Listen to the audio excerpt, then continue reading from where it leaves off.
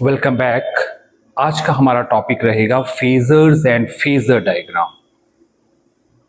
You have heard about the vectors and vectors diagrams like polygon, parallelogram, triangle.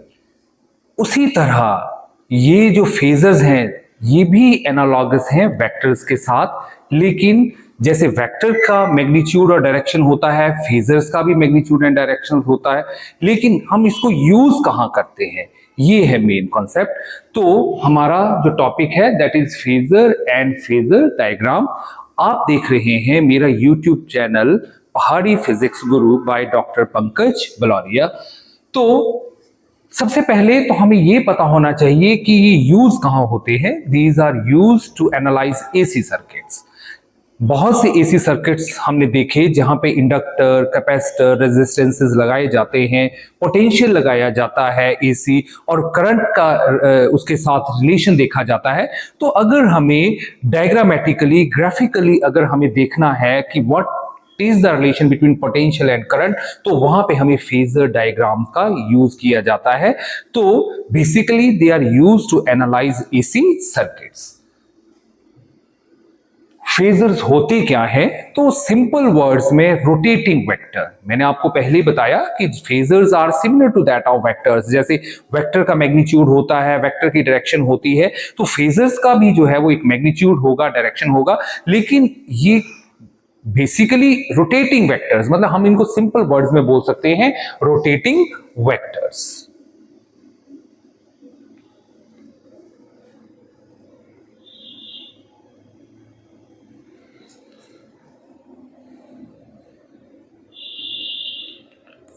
Rotating vectors, तो आपने याद रखना है जो फेजर्स हैं दे आर रोटेटिंग वेक्टर्स। और ये कहां यूज होते हैं? They are use to represent a quantity varying sinusoidally. Sinusoidally means जैसे साइन वेव्स, कोसाइन वेव्स होती हैं, अगर उन्हें हमें रिप्रेजेंट करना है तो वहां पे हम फेजर्स का यूज करते हैं। अब फेजर का मैग्नीट्यूड क्या होता है? तो जो लेंथ होती है फेजर की, मतलब एक जैसे लेट अस सपोज ये हमने बना दिया फेजर, तो ये जो फेजर की लेंथ होगी वो उसका क्या होगा? मैग्नीट्यूड। और इसी मैग्नीट्यूड को हम बोलते हैं पीक वैल्यू या मैक्सिमम वैल्यू। मतलब जो फेजर का लेंथ होता है, उस रोटेटिंग वेक्टर का लेंथ होता है, that is equals to that peak value of the quantity, means sinusoidal quantities जैसे पोटेंशियल है, करंट है। ये एसी की बात हो रही है, हम जो पोटेंशियल और करंट की बात करेंगे एसी की करेंगे। तो लेट अस सपोज ये एक एसी वेव है, तो ये जो इसका एम्पलीट्यूड होगा मैक्सिमम वैल्यू, तो इसका जो लेंथ होगा वही जो होगा उस फेजर का लेंथ होगा, और जिसको कि हम बोलेंगे पीक वैल्यू। अब आगे आप देखेंगे जब हम इसको रोटेशन फॉर्म में बनाएंगे, रोटेटिंग वेक्टर की फॉर्म में बनाएंगे, तो कोई भी जो रोटेटिंग वेक्टर होता है उसका एक प्रोजेक्शन होता है। तो वो जो प्रोजेक्शन होगा वो उसकी इंस्टेंटेनियस वैल्यू को दिखाता है। मींस जो हमने सिनुसॉइडल फंक्शन लिया है, उस अगर मैं उसको रोटेटिंग वेक्टर के साथ डिनोट करूं, तो जो उस रोटेटिंग वेक्टर का प्रोजेक्शन होगा, जैसे वाई एक्सिस के ऊपर, एक्स एक्सिस के ऊपर, डिपेंड करता है कि आप साइन वेव ले रहे हैं या कोसाइन ले रहे हैं, तो वो जो होगा वो उसकी इंस्टेंटेनियस वैल्यू को बताएगा। और अगर हम दो फेजर्स ले और उन दोनों फेजर्स के बीच का एंगल जो होगा, जैसे लेट अस सपोज हमारा एक फेजर ये है, दूसरा ये है, तो उनके बीच का जो एंगल होगा उसको हम बोलते हैं फेज डिफरेंस। मींस दो वेक्टर्स में से कोई आगे चलेगा, कोई पीछे चलेगा, या हो सकता है दोनों बराबर चले, तो वो जो उनके बीच का जो एंगल डिफरेंस होता है उसको हम बोलते हैं फेज डिफरेंस। तो ये था हमारा फेजर्स के बारे में। अब हम एक फेजर डायग्राम लेते हैं, ये है। अब देखो ये जो फंक्शन है ये साइन फंक्शन है, और इस साइन फंक्शन का जो फेज एंगल है that is omega T plus five. तो ये जो साइन वेव है, अगर इस पिक्चर की बात करूं तो इसको हम बोलते हैं टाइम डायग्राम। ये जो है ये है टाइम डायग्राम, क्योंकि यहां पे जो हम बात करते हैं टाइम पीरियड की, फ्रॉम 0 से t। और इसी प्रकार अगर यहां पे हम देखें इस साइन वेव को अगर हम रोटेशनल वेक्टर के हेल्प से डिफाइन करें तो इसको बोलते हैं फेजर डायग्राम। क्या बोलते हैं हम इसको? This is phasor diagram. अब ये थोड़ा सा इस फेजर डायग्राम को देखते हैं और टाइम डायग्राम को देखते हैं। तो देखो हमारा जो ये साइन फंक्शन है ये एसी फंक्शन है which whose magnitude changes as well as direction changes periodically. तो अगर मैं इसको रिप्रेजेंट करना चाहूं फेजर डायग्राम में तो सबसे पहले मैं एक पीक वैल्यू लूंगा। ये आ गई पीक वैल्यू। इतने लेंथ का मैंने एक ये फेजर बना दिया जो आपको यहां ब्लू कलर से दिख रहा है। अब जिस हिसाब से ये साइन वेव चलेगी तो यहां पे हमारा जो टाइम है अगर मैं उसको एंगल की फॉर्म में कन्वर्ट करूं तो नॉर्मली जब हम ये टाइम डायग्राम बनाते हैं तो इस तरफ हमारा जो होता है that is omega into T. हम एक्स एक्सिस पे लेते हैं ओमेगा टी और ओमेगा आपको पता है क्या होता है 2 पाई बाय टी। तो अगर मैं चेंज करूं तो 2 पाई टी और साथ में टाइम को मल्टीप्लाई कर दिया।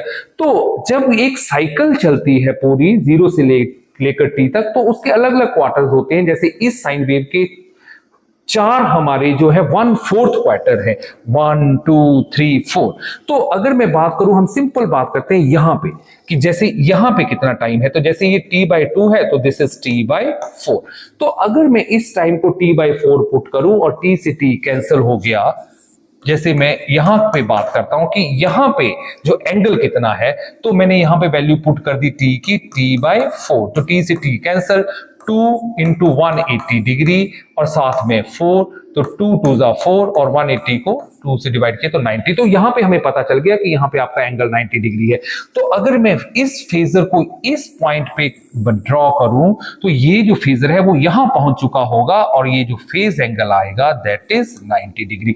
तो बोलने का मतलब है कि जब ये पूरा साइन वेव घूमेगा तो ये जो पूरा एक सर्कल बनेगा उसमें एंगल कितना बन जाएगा 360 डिग्री। तो आप इस डायग्राम में देख पा रहे होंगे कि अब रही बात प्रोजेक्शन की। तो जैसे लेट अस सपोज दैट मैं इस टाइम के ऊपर कैलकुलेट करूं कि इसकी वैल्यू जो है साइन फंक्शन की कितनी है तो मैं सबसे पहले यहां पे इस फेजर को लेके आऊंगा फिर इस फेजर की मैं ये प्रोजेक्शन यहां पे डिवाइड करूंगा तो ये जो वैल्यू होगी this value is equals to this. तो बोलने का मतलब है कि ये जो फेजर है इसका जो प्रोजेक्शन इस एक्सिस के ऊपर पड़ा अगर मैं इसको वाई एक्सिस बोलूं तो वो जो वैल्यू होगी that is equivalent to the instantaneous value. ये कौन सी वैल्यू होगी? Instantaneous value. तो फेजर डायग्राम में हम इंस्टेंटेनियस वैल्यू भी निकाल सकते हैं by the help of this projection method. अब आगे का वीडियो करने से पहले या आगे जाने से पहले मैं आपको बताना चाहूंगा कि हमारे पास जो एसी सर्किट है उसके नॉर्मली हम 3 कंपोनेंट्स लेते हैं। एक लेते हैं रेजिस्टेंस, एक लेते हैं इंडक्टर और एक लेते हैं कैपेसिटर।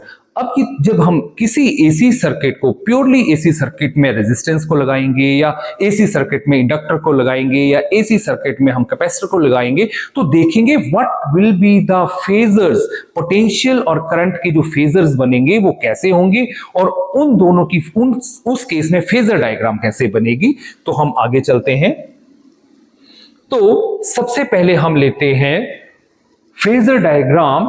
अच्छा, नीड क्या थी, मतलब फेजर डायग्राम की जरूरत क्या थी? तो मैं पहले ही बता चुका हूं कि हमें विजुअलाइजेशन ऑफ फेज रिलेशनशिप, जो हमारे फेज रिलेशनशिप्स हैं कि जब आप यहां पे ये फेजर डायग्राम है, ये एक ऐसा फेजर डायग्राम है जिसमें इंडक्टर भी है, जिसमें कैपेसिटर भी है और जिसमें रेजिस्टेंस भी है। तो रेजिस्टेंस के केस में पोटेंशियल और करंट का जो फेज डिफरेंस है वो 0 होता है।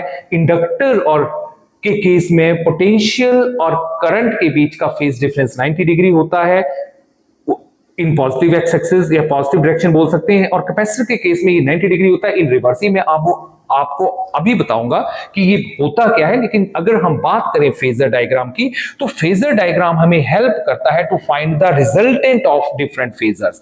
कि अगर आपके पास एक ऐसा सर्किट है जिसमें ज्यादा नंबर ऑफ कंपोनेंट हैं और आप हर कंपोनेंट का फेज डिफरेंस आपको पता है, पोटेंशियल करंट क्या है, तो नेट रिजल्ट अगर आपने निकालना है तो आपको फेजर डायग्राम का नॉलेज होना चाहिए। जैसे अगर आप LCR सर्किट की बात करें, ये LCR सर्किट का ही फेजर डायग्राम है, तो उस केस में आप तब तक नेट वैल्यू ऑफ पोटेंशियल नहीं निकाल सकते हैं या पोटेंशियल और करंट के बीच में फेज डिफरेंस नहीं बता सकते जब तक कि आपको फेजर डायग्राम का नॉलेज नहीं होगा। तो ये फेज रिलेशनशिप का विजुलाइज करती है और कॉम्प्लेक्स एसी सर्किट्स को स्टडी करने में हेल्प करती है। अब हम आगे चलते हैं। तो सबसे पहले हम लेते हैं रेजिस्टिव सर्किट, कि ऐसा सर्किट जिसमें सिर्फ रेजिस्टेंस हो, तो ऐसे सर्किट को बोलते हैं प्योरली रेजिस्टिव सर्किट। तो वेरी सिंपल सर्किट कि हमने एक रेजिस्टेंस लिया, उसको एसी सोर्स के साथ लगा दिया। ये एसी सोर्स का जो हमने पोटेंशियल दिया है that is V equals to Vm sin omega t. मतलब बोलने का मतलब है omega t is the phase angle and Vm is the peak value and this is potential. जैसे ही हम ये पोटेंशियल लगाएंगे इस सर्किट में करंट फ्लो करने शुरू होगा और वो जो करंट फ्लो होगा उसकी जो वैल्यू होगी, ये हमने पोटेंशियल लगाया और ये हमें करंट मिला।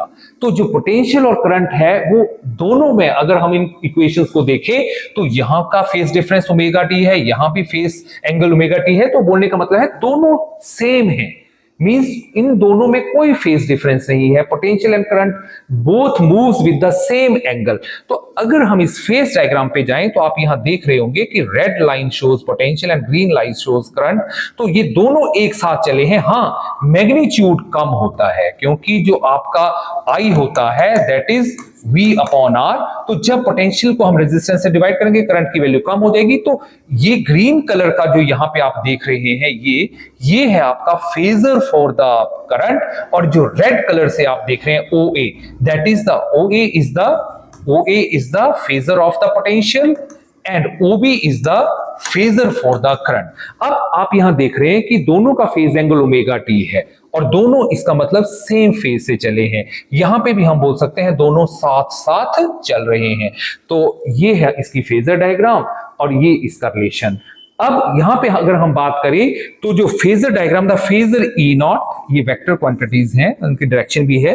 तो phasors E naught and I naught are in the same direction making an angle omega t. मतलब अगर इस फेजर डायग्राम में देखें तो ये एक्स एक्सिस और वाई एक्सिस, तो एक्स एक्सिस साथ ओमेगा टी एंगल बना रहे हैं दोनों ही, और इसका मतलब phase angle between E and I is 0।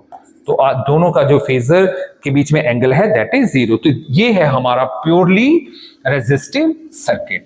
अब हम नेक्स्ट देखते हैं प्योरली इंडक्टिव सर्किट। तो इंडक्टर के केस में क्या होता है, इंडक्टर के केस में ये दिस इज L, ये इंडक्टर है, हमने एसी सोर्स लगाया उसी ढंग से और इसमें भी करंट फ्लो हुआ। लेकिन जब हम दोनों की कैलकुलेशन करते हैं पोटेंशियल लगाने के बाद करंट की, तो हम ये देखते हैं कि यहां का फेज एंगल ओमेगा टी है और यहां पे एंगल ओमेगा टी माइनस π/2 है। तो बोलने का मतलब है करंट जो है वो पीछे चलता है और पोटेंशियल जो है, अगर ओमेगा टी उसका फेज एंगल है तो ओमेगा टी से π/2 पीछे। मतलब द फेजर डायग्राम अगर हम ड्रॉ करें तो ये जो फेजर है दैट इज फॉर पोटेंशियल, तो इसका जो फेजर होगा दैट इज π/2 लेस। तो अगर मैं बात करूं तो ये एंटी, ये क्लॉकवाइज चलता है। मतलब ये जो यहां पे आप देखते हैं तो करंट लैग्स या potential leads by a phase angle of π/2। तो ये है हमारी फेजर डायग्राम। और अगर मैं टाइम डायग्राम देखूं तो आप देख रहे होंगे यहां पे कि ये है हमारा पोटेंशियल और यहां पे आके करंट जो है चलना शुरू हुआ। तो दोनों के बीच का जो फेज डिफरेंस आ गया वो कितना आया, π/2। तो इसका मतलब जो आपका करंट है that lags behind this potential by a phase angle of π/2। तो अगर फेजर्स की बात करें हम तो I नॉट जो है वो क्लॉकवाइज टर्न कर जाएगा 90 डिग्री और हमारा जो फेज डिफरेंस आएगा दोनों के बीच में that is π/2। This is the phase diagram for the inductive circuit. इसी ढंग से हमारा जो थर्ड हम यहां पे स्टडी करते हैं वो है हमारा कैपेसिटिव सर्किट। तो वेरी सिंपल, यहां पे भी हमने एक कैपेसिटर लगाया, एसी सोर्स लगाया और जैसे ही हम इस एसी सोर्स लगाएंगे तो इस कैपेसिटिव सर्किट में से करंट आई फ्लो करेगा। जो हमारा पोटेंशियल लगाया हुआ है और जो करंट फ्लो कर रहा है, जब हम उसको स्टडी करते हैं तो दोनों के बीच का जो फेज डिफरेंस है वो π/2 आता है। यहां पे जो करंट का फेज एंगल है वो बढ़ जाता है एज कंपैरिजन टू पोटेंशियल।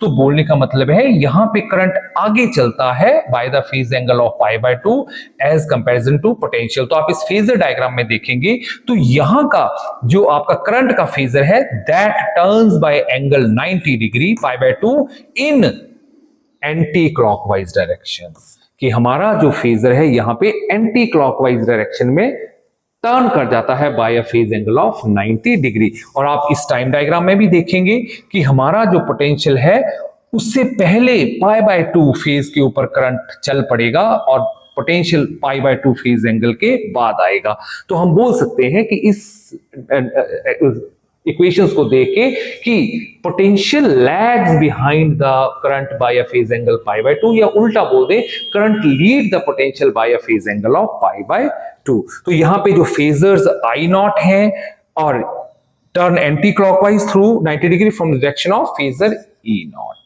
तो ये बेसिकली फेजर डायग्राम्स क्या हेल्प करती हैं? Phasor diagram help us to find out the relation between potential and current phasors, कि कौन कैसे चल रहा है, कितने फेज से आगे है, पीछे है, या दोनों साथ साथ चल रहे हैं।